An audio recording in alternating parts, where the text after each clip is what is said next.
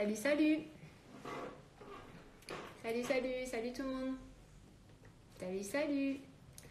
Alors, donc le sujet de ce soir, c'est tout simplement, enfin c'est Auréa qui va m'accompagner pour tout simplement partager son expérience de comment elle a fait pour perdre ses 20 kilos grâce notamment à son inconscient, grâce à de la reprogrammation. Donc je vous en parle beaucoup de la reprogrammation, ça fait un moment maintenant que je vous en parle. Bonsoir, bonsoir tout le monde. Et je trouvais ça bien que quelqu'un puisse en parler, surtout par rapport au physique.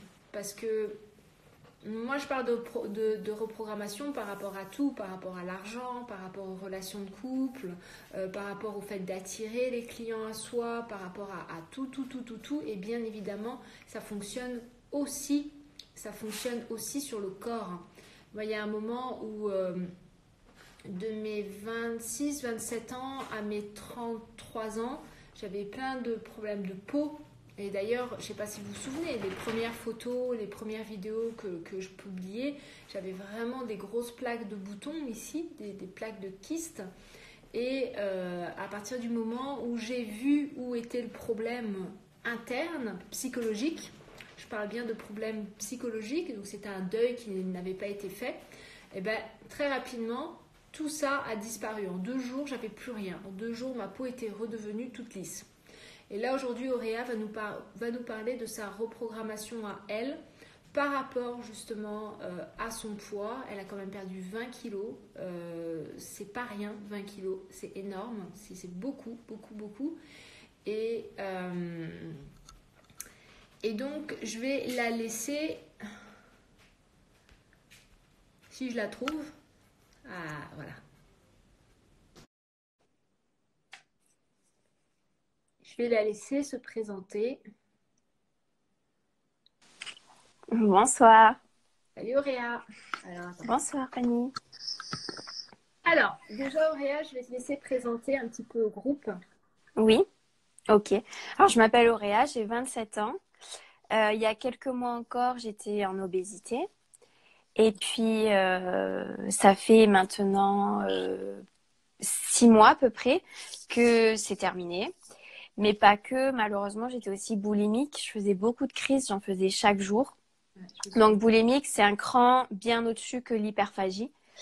Et donc, ça m'empêchait de faire un régime, ça m'empêchait de suivre une alimentation ordonnée, équilibrée.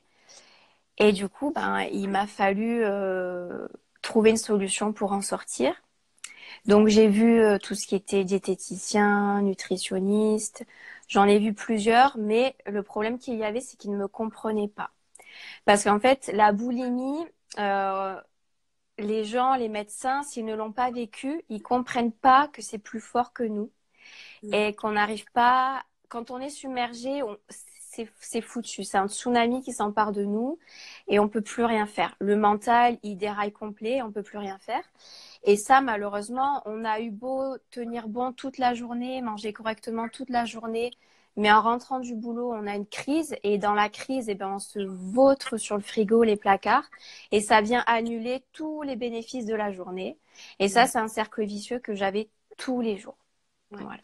Parce que bien évidemment, bon, toi tu l'as vécu, et je me souviens que de toute façon on a travaillé là-dessus ensemble, c'est que l'émotion, et ça beaucoup de personnes ont du mal à le comprendre, c'est que notre comportement n'est pas lié à l'intellect. Le comportement est lié à l'émotion. Donc à partir du moment où il y a une forte émotion, automatiquement, il y a le comportement qui va avec. Et du coup, toi, quand est-ce que tu as vu très clairement les résultats? Déjà, à partir de quand tu t'es réellement reprogrammé? Et à partir de quand est-ce que tu as vu clairement des résultats? Alors, le pire moment, ça a été le mois de décembre 2018. Je faisais de la boulimie vomitive. Donc, c'est-à-dire que je me provoquais pas les vomissements, mais par contre, je mangeais à saturation et c'est mon estomac qui ne pouvait plus supporter les quantités que je prenais. Du coup, il me faisait vomir. Donc, j'en étais arrivée là. Ça faisait plusieurs mois que je faisais ça. Et donc, j'ai eu un moment où j'en ai eu ras-le-bol. Je me suis dit, c'est terminé, j'arrête de vivre comme ça. Parce que du coup, je m'étais coupée de toutes mes copines, de tous mes amis. Je sortais plus. Même faire mes courses, c'était un supplice. Bref, c'était une catastrophe. Ma vie était devenue, mes relations humaines étaient devenues catastrophiques. Donc, j'en ai eu ras-le-bol.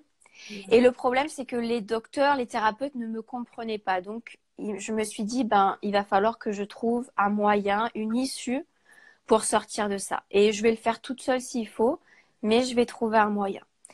Et du coup, ce qui m'a mis la puce à l'oreille, c'était le fait que j'arrivais sur un certain temps à bien manger. Je pouvais perdre un petit peu de poids, mais arrivé à un moment, eh bien, je partais en crise de boulimie, je partais en hyperphagie, je reperdais totalement le contrôle. Et ça, j'ai trouvé ça très bizarre. Je comprenais pas pourquoi j'avais cette bonne conduite et qu'ensuite je foutais tout en l'air. Et donc, j'ai commencé à lire sur le cerveau. Et très vite, j'en suis arrivée à l'inconscient. Et en fait, je suis restée sur des livres généraux sur l'inconscient et je me suis aperçue qu'il y avait un moyen peut-être de le travailler directement sur mon poids. Donc, j'ai commencé à étudier l'inconscient au mois de janvier 2019. Ouais. Donc, je l'ai étudié en long, en large, en travers. Et le 1er août 2019, je me suis engagée à mettre en pratique, à mettre en application tout ce que j'avais appris. Ok. Donc, je me suis pesée le 1er août. Je faisais 85 kilos. Là, ce début de mois de janvier, j'en faisais 65. Super. Voilà. Donc, il m'a fallu 5 bons mois. Enfin, 5 bons mois, c'est pas beaucoup, mais il m'a fallu ces 5 mois pour perdre 20 kilos. 5 mois pour perdre 5 Ouais. kilos. Pour perdre 20 kilos, kilos. c'est énorme. Ouais. C'est énorme en 5 Mm. mois. Est-ce que là, aujourd'hui, tu sais quelle a été la source de ce poids? Ouais, il y en a plusieurs. En fait, le piège, c'est que quand on discute avec les gens, ils nous disent quelle est ta source. En réalité, il y en a plusieurs.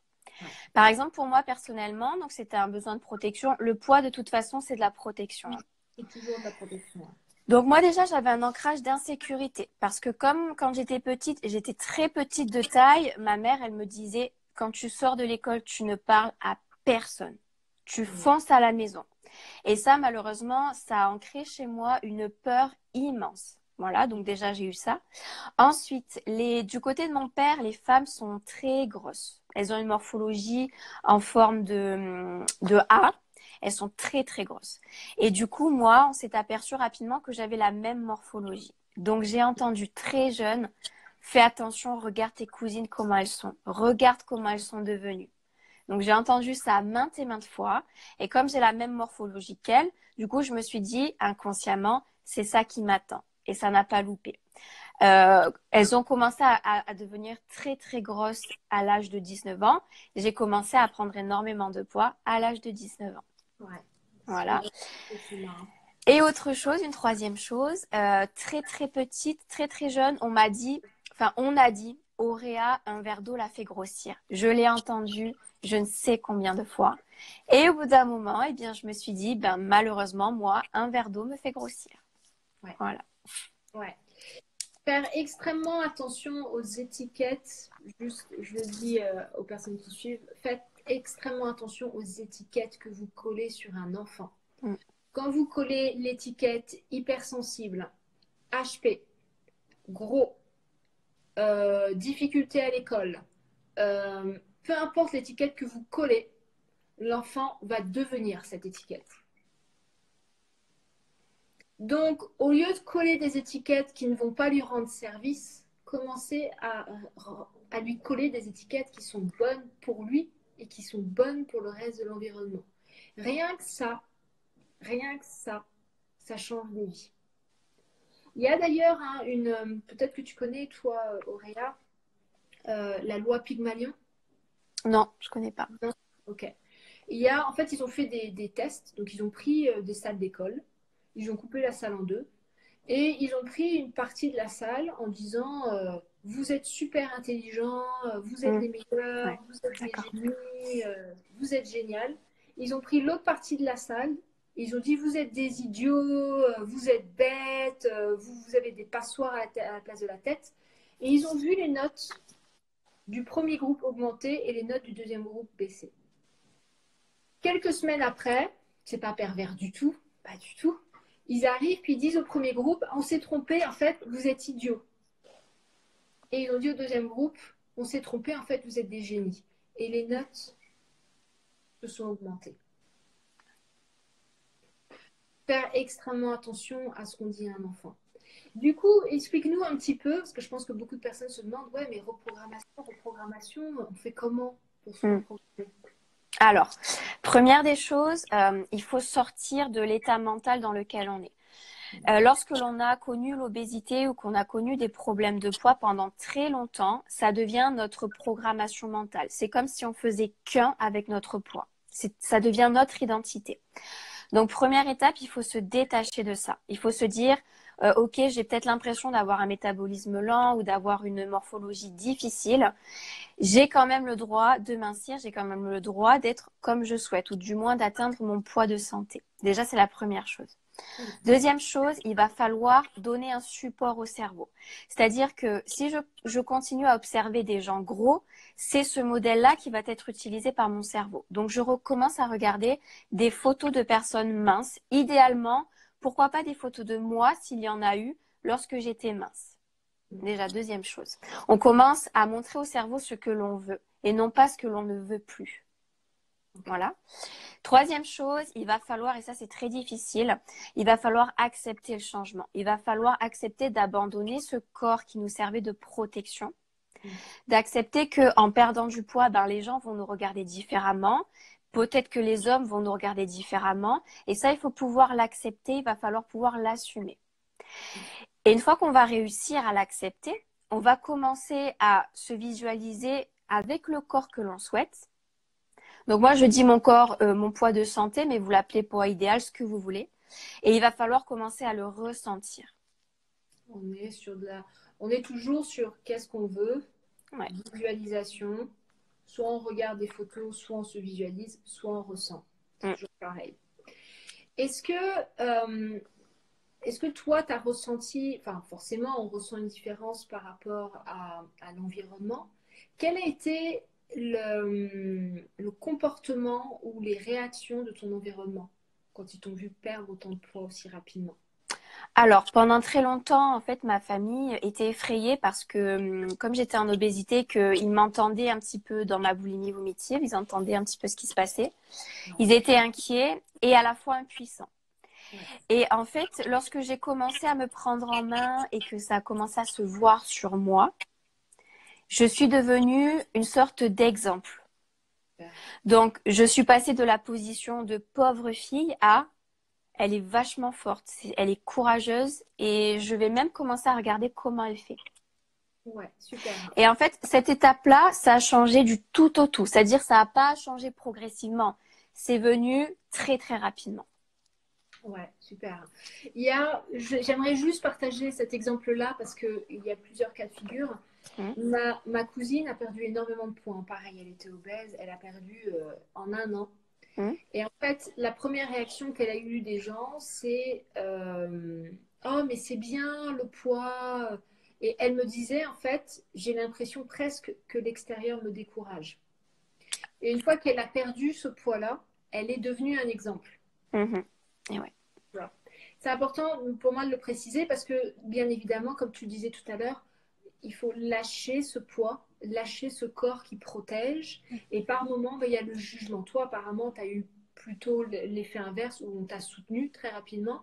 Mais souvent, on peut avoir le jugement ou des personnes qui vont tout simplement dire non, mais t'étais bien comme ça. Moi, j'aimais bien tes formes. Alors que nous, on n'en peut juste plus, quoi, des formes. Exactement. Ce qu'il faut bien comprendre, c'est que on va appeler ça un poids de santé. Et ce poids de santé, il est déterminé par moi et uniquement moi. Ni les autres, ni la famille. Les docteurs, c'est un peu différent, mais il faut vraiment se prendre en main et se dire qu'est-ce que je veux, quelle silhouette je veux, quel poids je veux atteindre, quel corps je veux. Ça, c'est très important. Et encore une fois, même les médecins, alors je ne suis pas en train de dire qu'il ne faut pas écouter les médecins, mais ne mettez pas les médecins sur un piédestal. Ne mettez pas l'étiquette sur le médecin de Dieu ou de autre. Le médecin a sa vision des choses, avec la vision, bien évidemment, de la médecine.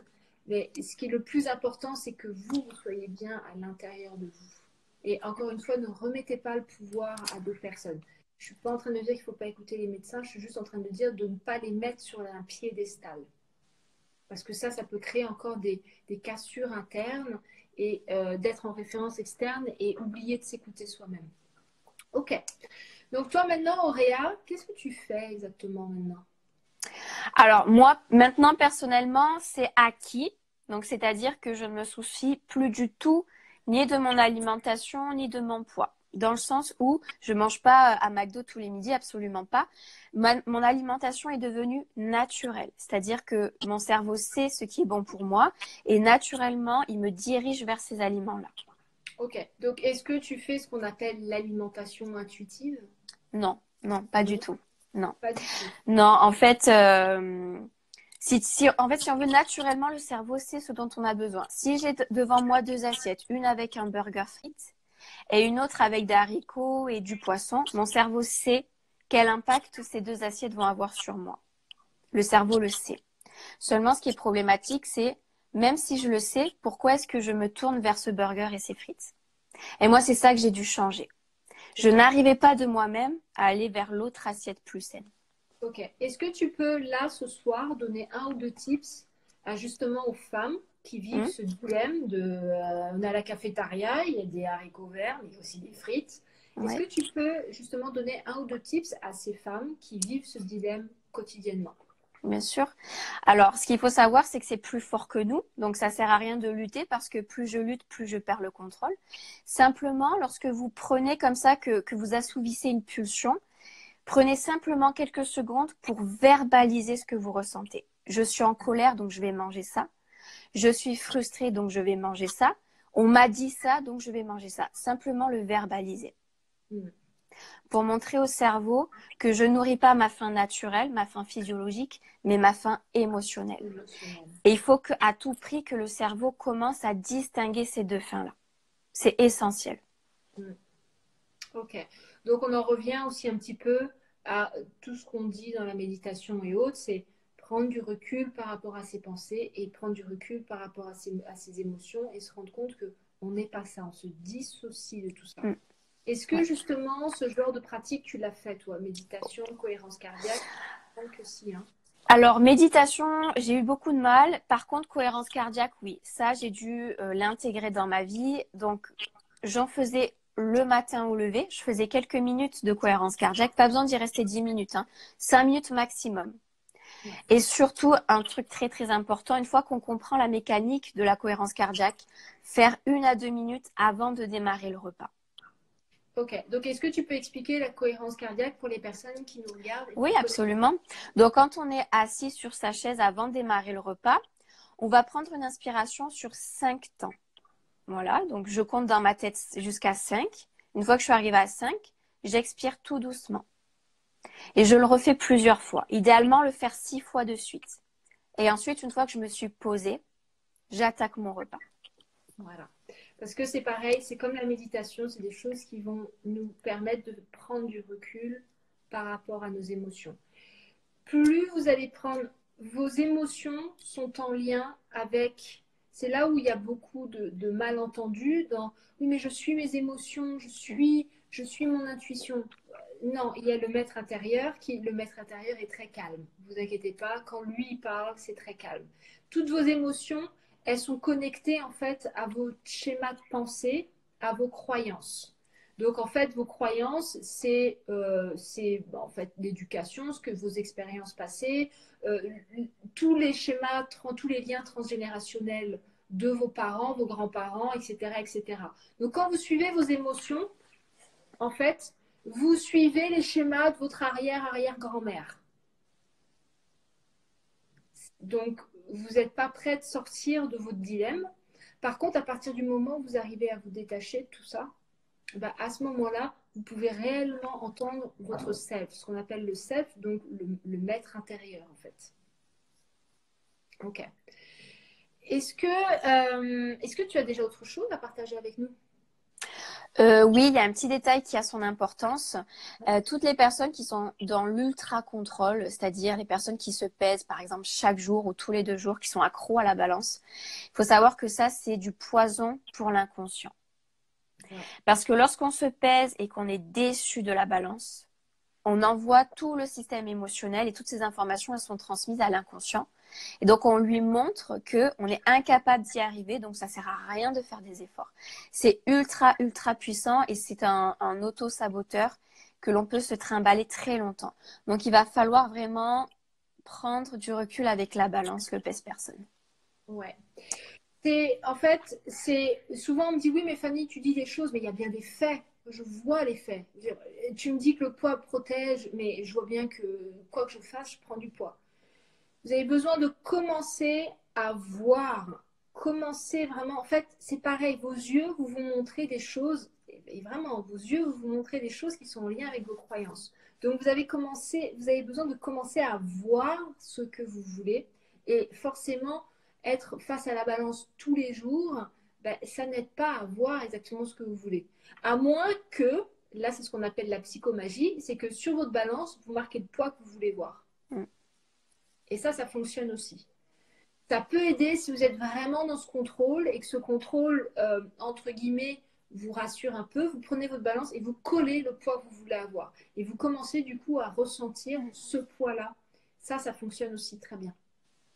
Ok. Donc maintenant, Auréa, c'est quoi tes projets par rapport à tout ça? Je vais laisser les quelques derniers kilos qui restent s'affiner, fondre tranquillement.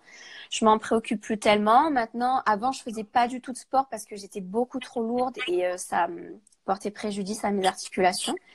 Maintenant, je me lance dans des programmes sportifs. Je fais du cardio.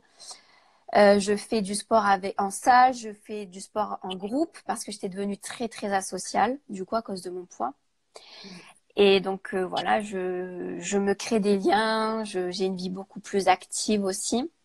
Et puis j'ai retrouvé le goût aux vêtements, à la coiffure, au maquillage, une petite renaissance quoi. Super, Mm. génial, super. Est-ce que vous avez des questions, les amis, par rapport à tout ce que Auréa nous partage? Est-ce que vous avez des questions? Alors, que pensez-vous de la monodiète? Alors, moi, je ne connais pas la monodiète, personnellement. Moi non plus, je connais pas. Je ne connais pas du tout, donc je préfère pas parler. Moi, je pars du principe qu'on ne parle pas de ce qu'on ne connaît pas.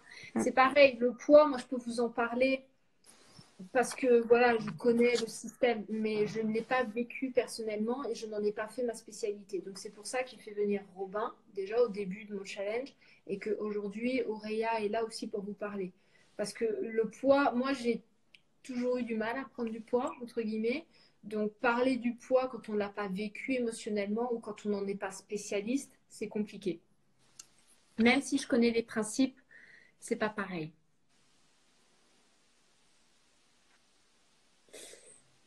Ok. Est-ce que vous avez des questions, les amis?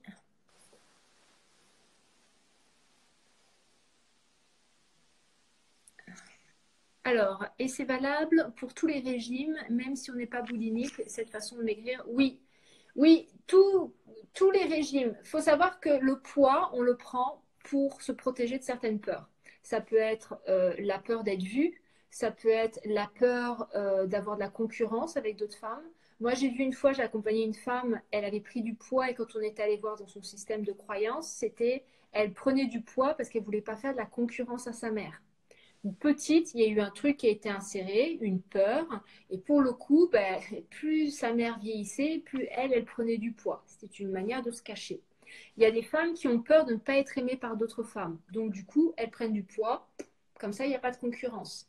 Il y a aussi des femmes qui ont peur d'être agressées sexuellement, donc elles prennent du poids. Il y a des femmes qui prennent du poids après avoir été agressées sexuellement, ça les permet de se protéger. Il y a des femmes aussi qui quand elles se mettent en couple, qui avant n'étaient pas forcément très fidèles, étaient un peu coureuses et autres, et quand elles se mettent en couple, quand elles s'engagent, pour ne plus rentrer dans cette peur de séduction, elles prennent du poids aussi. Ce sont des mécanismes inconscients, des mécanismes de défense inconscients qui se mettent en place de manière à apporter un bénéfice. C'est ce qu'on appelle le cadeau caché, le bénéfice caché. Tous les comportements que vous avez dans votre vie, tous les comportements que vous avez dans votre vie apportent un bénéfice caché. Toujours. À partir du moment où on comprend ça, on comprend qu'en fait, tous les problèmes qu'on a, pratiquement 98% des problèmes qu'on a, sont liés à des peurs internes, des peurs profondes. Et du coup, ça pallie quelque chose de très inconscient. Ok. Alors, quelle thérapie est la meilleure pour perdre du poids quand on en prend pour se protéger, type viol? Alors, si vous avez vécu un viol, il y a plusieurs choses. Il y a déjà aller voir l'émotion. C'est-à-dire, qu'est-ce qui s'est passé au moment du viol? Parce que au moment du viol, ce qui se passe, c'est que le corps est ici, mais l'émotion est tellement forte que la personnalité se brise. La personnalité se brise et l'esprit part. L'esprit part pour vous protéger. Le choc émotionnel est tellement violent qu'il y a besoin de se dissocier. Et très souvent, ce qui se passe avec les personnes qui ont été violées, c'est elles reviennent rarement dans leur corps. Elles sont toujours en train de revivre le traumatisme encore et encore et encore et encore.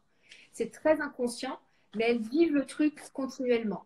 Donc il y a besoin déjà d'aller voir ça pour recoller les morceaux et pour sortir l'émotion qui a été coincée en fait, qui n'a pas pu sortir.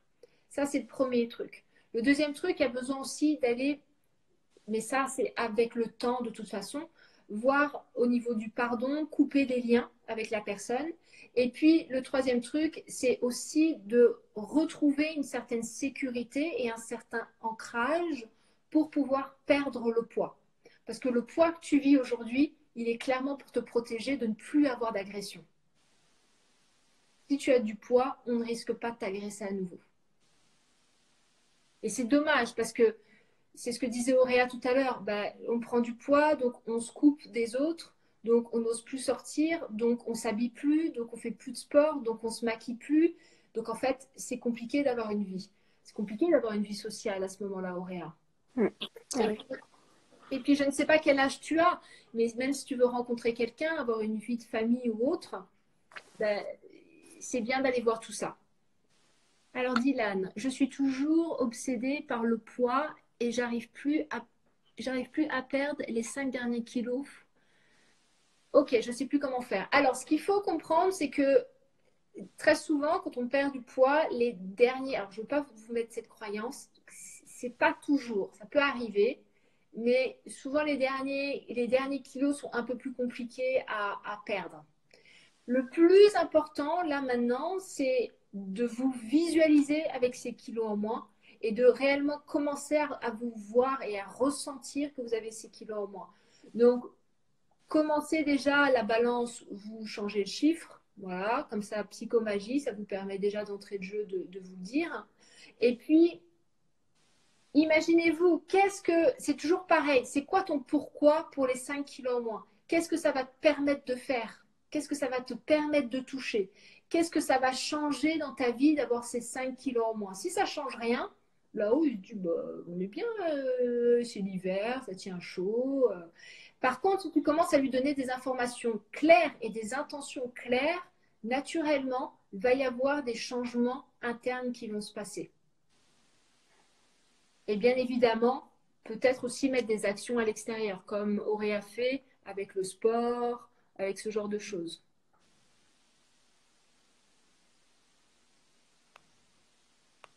Du coup, Auréa, toi, tes projets, si on parle un petit peu de tes projets des prochaines années, c'est quoi? Tu as là maintenant ta vision? Alors déjà, moi, j'avais un gros challenge, c'est de me créer, d'intégrer un groupe d'amis avec lequel je me sens vraiment en symbiose, en harmonie, chose que je n'ai jamais réellement réussi à construire, à faire, parce que j'avais un peu cette sorte de masque pour convenir à peu près à tout le monde. Et donc, j'ai jamais réellement été moi, pleinement moi. Donc ça va être, je pense, un de mes objectifs. Voilà. Ensuite, je sais pas, moi, trouver une voie professionnelle dans laquelle je vais m'éclater et puis, Ok. puis kiffer la vie, quoi. Ok, super. Il faut savoir que Auréa, à l'époque, ne sortait jamais. Je me Mm. souviens, je te portais à sortir. Tu te souviens? Mm. C'est vrai. Tu vas parler à 5 personnes aujourd'hui. C'est vrai, c'est vrai, c'est vrai. 5. Ok.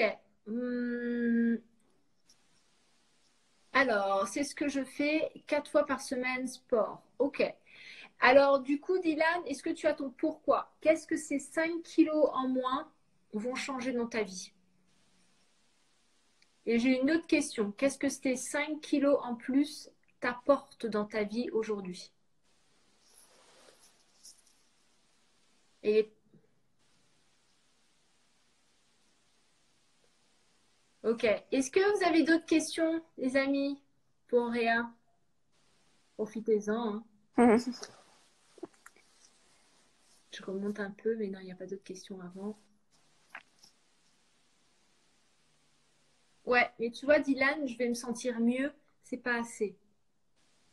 Tu as besoin de réellement savoir pourquoi tu le fais. Tu regarderas, prends le temps de noter les 2 questions. Pourquoi? Ok, qu'est-ce que ça va t'apporter de réel, de concret? Et deuxièmement, qu'est-ce que ces 5 kilos en plus t'apportent aujourd'hui?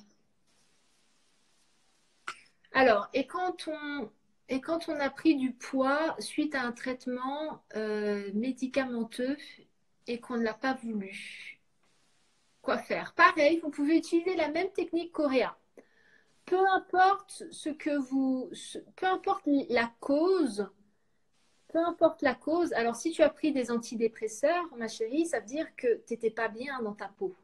Donc, le médicament n'a pas aidé, c'est certain, mais c'est aussi que tu n'étais pas bien dans ta peau. Donc, le poids, encore une fois, a été là pour te protéger. Pour te protéger peut-être du regard des autres, pour peut-être te protéger justement de la dépression, pour te protéger de plein, plein, plein de choses, de très inconscientes. Mais pour que tu en arrives à prendre des antidépresseurs, c'est que derrière, déjà psychologiquement, tu avais besoin d'aide. Donc le poids vient naturellement pour te protéger. Et quand vous voulez perdre du poids, peu importe ce qui s'est passé au début, vous pouvez utiliser la technique d'Oréa. Vous pouvez vous reprogrammer. Et tout ça, toutes ces causes viennent de l'insécurité. L'insécurité vient aussi de ce qu'on nous a dit quand on était petit. Si on vient d'une famille plutôt fin, on sera fin. Si on vient d'une famille plutôt épaisse, ben, on sera épais, etc., etc. Ok, c'est un poids que j'ai fait il y a 2 ans et j'étais super heureuse à ce moment-là. Ok, alors Dylan, prends le temps de répondre aux 2 questions que je t'ai posées. Tu reviens vers moi en privé. Alors, Hello, peux-tu nous dire, Auréa, quelle action très concrète tu as mis en place au quotidien pour reprogrammer ton inconscient? Alors, Mike, tu regarderas le début de la vidéo parce qu'elle répond en fait. Elle répond. Ok, décès de proches. Décès de proches, tristesse, je me sens pas bien. C'est peut-être un appel au secours aussi, peut-être un deuil qui n'a pas été fait. Tu vois. Alors, est-ce que Auréa a une page pour la suivre? Alors, Auréa a sa page Instagram, Mm. sa Tout à carte fait. et sa YouTube aussi. J'ai YouTube aussi, mais surtout Instagram. Ok. Tu peux nous donner tout ça, toutes tes informations? Alors, ma page Instagram, c'est mincir.avec.l'inconscient. Et vous l'avez décrit juste en haut, là où il y a marqué Fanny Huleux, dessous, il y a marqué normalement avec mincir avec l'inconscient. C'est ça. C'est c'est ma page Insta. Alors, j'ai aussi YouTube. J'ai quelques vidéos sur YouTube. Mais sur Instagram, chaque soir à 21h, je fais un Insta Live dans lequel j'explique bien en détail tout ce que j'ai fait, tout ce que j'ai utilisé pour y arriver, pour reprogrammer mon inconscient. Et je réponds aux questions. Enfin, voilà, c'est un petit moment que je mets au service des autres, chaque jour. Voilà, super.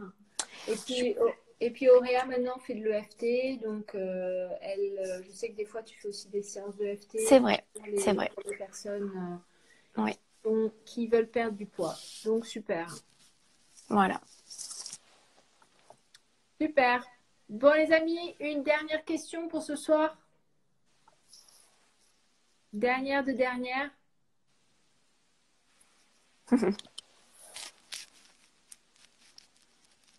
Alors, juste, je précise pour les personnes qui souhaitent se reprogrammer. Alors, moi, je ne vais pas dans le poids, mais les personnes qui souhaitent se reprogrammer par rapport à la sécurité, par rapport à la loi d'attraction, plus, l'abondance, l'amour, je viens juste de créer une plateforme avec un abonnement sans engagement où vous avez justement les sessions de FT, vous avez des méditations, vous avez aussi des affirmations, des audios d'affirmations de manière à vous reprogrammer encore et encore et encore et de manière à vivre vraiment l'abondance au quotidien.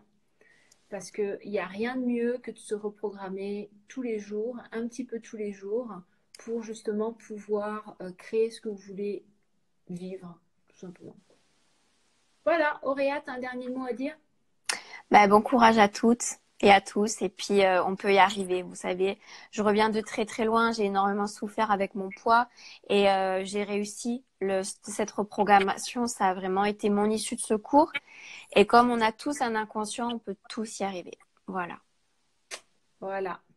Bon, je vous embrasse les amis. À demain. S'il y a des sujets que vous voulez qu'on partage ensemble, il reste quelques jours. Donc pour les lives du soir, s'il y a un sujet, vous revenez vers moi. Et puis moi, je vous embrasse très très très très fort et je vous dis à demain. Merci beaucoup, Réa.